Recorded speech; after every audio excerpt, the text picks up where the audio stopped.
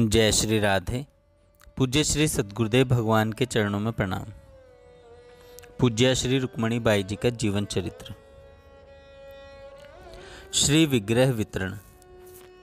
पूर्व के कुछ अध्यायों में भगवान नाम संकीर्तन के प्रचार के अतिरिक्त मंजरी भावाविष्ट और श्री कृष्ण भावाविष्ट जीवन की कुछ झलकियां प्रस्तुत की गई हैं और इस अध्याय में प्रिया प्रियतम श्री राधा कृष्ण के श्री विग्रह के वितरण की चर्चा आएगी। भिन्न भिन्न अध्यायों में भिन्न भिन्न तथ्यों की चर्चा से यह अर्थ नहीं लेना चाहिए कि ये सर्वथा भिन्न भिन्न हैं।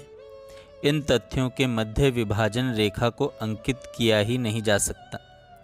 वर्णन की सुविधा के लिए इनको अलग अलग भले ही लिख लिया गया, परंतु ये सभी धाराएं बाई के जीवन में समानांतर बहती रही हैं। हरिनाम संकीर्तन के मध्य ही उनके श्री कृष्ण भावाविष्ट जीवन की झलक अनेक बार देखने को मिली है और उसी भाव दशा में उन्होंने संपर्क में आने वाली बहनों को ठाकुर सेवा भी प्रदान की है। ठाकुर सेवा पाने का सर्वप्रथम सौभाग्य कलकत्ते की विद्याबाई को मिला। भाभी जी ने विद्याबाई को पूजा के लिए श्री प्रिया प्रियतम के विग्रह पहले ही दे रखे थे, वे उन्हीं की पूजा किया करती थीं। अब बाई के द्वारा श्री विग्रह और भेज दिए जाने से वे आनंद अतिरेक में विह्वल हो गईं। बाई द्वारा जो श्री विग्रह भेजे जाते थे, उस भेजने की प्रणाली को एक नियम में समेटा नहीं जा सकता। प्रायः स्वर्ग आश्रम के गीता भवन में रहने के बाद बाई वृंदावन जाती ही थी और जैसी प्रेरणा श्री बिहारी जी करते थे उसके अनुसार वे बहनों को श्री राधा कृष्ण के युगल विग्रह साज श्रृंगार सहित भिजवाती थी। अनेक बार वे बिना किसी पूर्व सूचना के भिजवा देती थी और जिनके यहाँ वे पहुँचते थे वे आश्चर्यचकित रह जाती थी। ऐसे ही कुछ गाथा विद्याबाई के साथ भी है। उनके तनिक भी सूचना नहीं थी कि उनके पास बाई द्वारा भिजवाए गए ठाकुर आने वाले हैं। ज्यों ही ठाकुर आए, उन्होंने उनका अपूर्व उत्साह के साथ स्वागत किया। उनका विश्वास यही था कि मुझ पर युगल द्वय की कृपा हो रही है। युगल सरकार का विग्रह पहले से घर में विराजित था ही, अब भेजे गए युगल और पहुंच गए। बाई ने स्वयं ठाकुर भेजे। यह देखकर विद्याबाई सदैव अपने सौभाग्य की सराहना करती रहती थी। इसके बाद बाई ने न जाने कितनी बहनों को ठाकुर प्रदान किए। जिन जिन बहनों को ठाकुर सेवा मिली, उनकी गणना करना कठिन है। बाई कभी वृंदावन से स्वयं ही सेवा पूजा के लिए श्री विग्रह भेज देती और कभी वृंदावन से आते समय अपने साथ युगल के श्री विग्रह लेती आती। यह भी देखा गया कि अनेक बार मंगवा करके बहनों को युगल सेवा प्रदान करती। यह तो सदा ही अनुभव में आया कि जिस बहन को बाई द्वारा ठाकुर सेवा मिलती, वह अपना परम सौभाग्य समझती और बाई को अयाचित और अपार कृपा पर बलिहार हो जाती। बाई की अयाचित और अपार कृपा पर बलिहार हो जाती। सभी के घर की पारिवारिक परिस्थितियां समान नहीं होती। जिस बहनों का पारिवारिक जीवन कुछ उलझनपूर्ण होता, वे कभी कभी बहुत झिझकती और कहती कि गृहस्थ के जंजाल के कारण मेरे द्वारा ठाकुर सेवा नहीं हो पाएगी। यह चिंतन एक बार उनके अंतर को झकझोर देता, परंतु बाई की अनुकूल दृष्टि होने से उस पर भगवद अनुग्रह ऐसा बरसता कि उसकी सारी झिझक दूर हो जाती और ठाकुर सेवा पाकर वह अपने को निहाल मानने लगती। बाई श्री धाम वृंदावन से एक बार युगल सरकार के श्री विग्रह लाई थी। बाई एक दिन सत्संग में बैठी थी। बाई ने पाना बाई किशोरपुरिया से कहा, यह ठाकुर तो आपके घर जाना चाहते हैं। पाना बाई ने कहा, बाई मुझे तो ठाकुर सेवा का समय नहीं मिल पाएगा। घर में ठाकुर सेवा विराजित कर लेने के बाद मैं यहाँ श्री बिहारी जी की सेवा कीर्तन सत्संग में भाग नहीं ले सकूँगी। यहाँ की सत्संग सेवा पूजा छोड़ना मेरे लिए संभव नहीं। बाई ने कहा, ठाकुर तुम ले लो, सेवा छोटकी करेगी, मतलब देवरानी। पाना बाई ने कहा, उसकी जिम्मेदारी मैं नहीं ले सकूंगी, आप उसी से पूछ लीजिए। बाई ने कहा, पाना बाई, ठाकुर कह रहे हैं कि मैं इसके घर जाऊंगा। वे तो आपके घर जाएंगे ही, मैं छोटकी से बात कर लूँगी। बाई के कथन को शिरोधार्य करके पाना बाई युगल विग्रह को अपने घर ले आई और उनकी सेवा पूजा छोटकी शांति बाई करने लगी। शांति बाई को संतान के नाम पर मात्र एक लड़का था। एक दिन भावाविष्ट स्थिति में बाई ने शांति बाई से कहा, तुम मुझे अपना बेटा मान लो।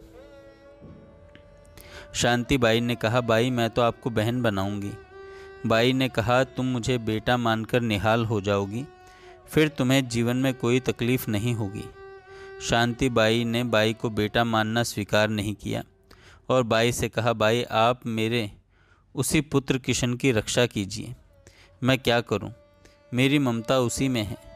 बाई ने किशन की मंगल कामना के लिए शांति बाई से पूजा करवाई और उनसे कहा, किशन को प्रतिवर्ष राखी के अवसर पर मेरे पास राखी बंधवाने भेज दिया करो, वह मेरा भाई है। वह भी श्री बरसाने वाली से राखी बंधवाकर ही दूसरे से राखी बंधवाएगा। शांति बाई का पुत्र किशन कुसंग में पड़कर कुछ कुप्रवृत्तियों का शिकार हो गया। शांति बाई को बहुत अशांति होने लगी। उससे बाई ने कहा, तुम प्रत्येक वर्ष हरियाली तीज के दिन श्री बरसाने वाली को तिहल, साड़ी, चुनरी, लहंगा, अंगिया, चूड़ी, फीता, काजल, सिंदूर आदि चढ़ाया करो। बाई ने पहले ही शांति बाई से कहा था कि तुम मुझे अपना बेटा मान लो, इससे तुम निहाल हो जाओगी और जीवन निरापद हो जाएगा। बाई का यह प्रस्ताव शांति बाई ने सर्वथा अस्वीकार कर दिया और इसका फल स्पष्ट दिखलाई दे रहा है कि उसका जीवन पुत्र की ओर से सदैव अशांत रहा। इसी प्रसंग का एक अन्य पक्ष भी ध्यान देने योग्य है। बाई का आदेश मानकर वह ठाकुर की सेवा पूजा करने लगी तथा श्री बरसाने वाली को प्रतिवर्ष तिहल चढ़ाने लगी।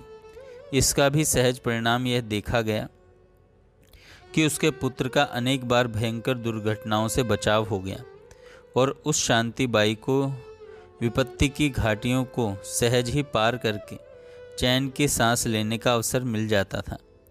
बाई भागलपुर की एक बहन सुशीला बाई को मैया कहा करती थी। मैया कहकर पुकारने के पीछे भी एक छोटा सा प्रसंग है। एक बार हॉल में सत्संग हो रहा था। लगभग 50-60 स्त्रियां बैठी बैठी सत्संग सुन रही थीं। उसी समय बाई श्री कृष्ण भाव से आविष्ट होकर सुशीला बाई के पास आई और अचानक मैया मैया कहकर पुकारते पुकारते सुशीला बाई की गोद में लेट गई। भरी सभा के मध्य हो रही इस सारी विस्मयकारिणी चेष्टा को अनुप्रेरित और अनुशासित कर रहा था श्री कृष्ण भावावेश। सुशीला बाई का भी श्री कृष्ण भावाविष्ट बाई के प्रति वात्सल्य उमड़। अब एक ऐसा भाव संबंध सदा के लिए स्थापित हो गया कि बाई जब भी सुशीला बाई को देखती तो उन्हें मैया ही कहती और उनसे खाने के लिए मक्खन लड्डू मांगने लगती। बाई के व्यक्तित्व की एक बात विशेष रूप से बतलाने योग्य है कि वे जिससे जो भाव संबंध मन में स्थिर कर लेती और उस भाव संबंधानुसार जिस संबोधन का प्रयोग करती उसे वे सर्वत्र और सर्वदा दृढ़तापूर्वक निभाती थीं तथा उस भाव संबंध के अनुरूप ही उनके सारे आचार विचार व्यवहार होते थे।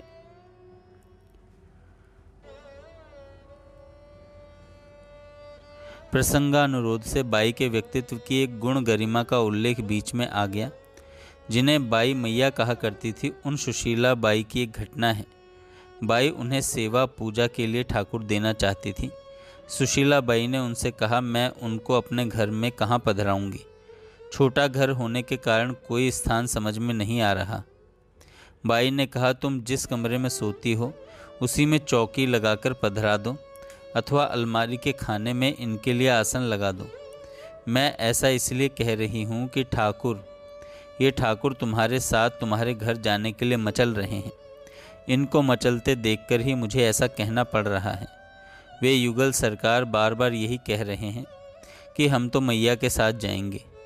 ठाकुर लेकर सुशीला बाई को बहुत प्रसन्नता हुई। जिस समय ठाकुर जी गए, उस समय उनको अपने कमरे में ही पधरा दिया। उनका मकान छोटा होने से ऐसा करना पड़ा। भविष्य में जब उनका अलग मकान बन गया, वे युगल विग्रह सहित अपने नए मकान में चली गईं।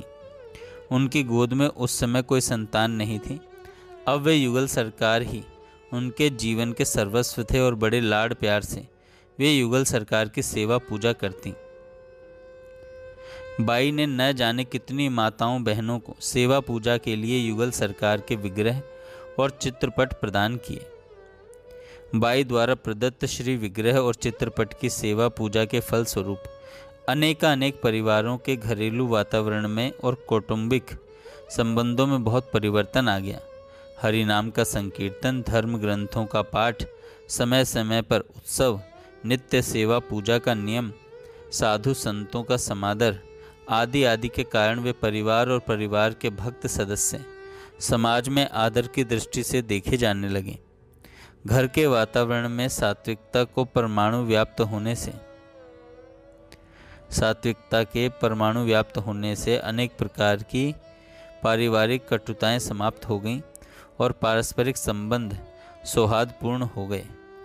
इन परिवर्तनों ने और देवी भावों की प्रतिष्ठा प्रसार ने बाई को सहज ही समाज में वंदनीय बना दिया और बाई का उभरता हुआ आध्यात्मिक व्यक्तित्व समाज में गौरव भरी दृष्टि से देखा जाने लगा। जय श्री राधे।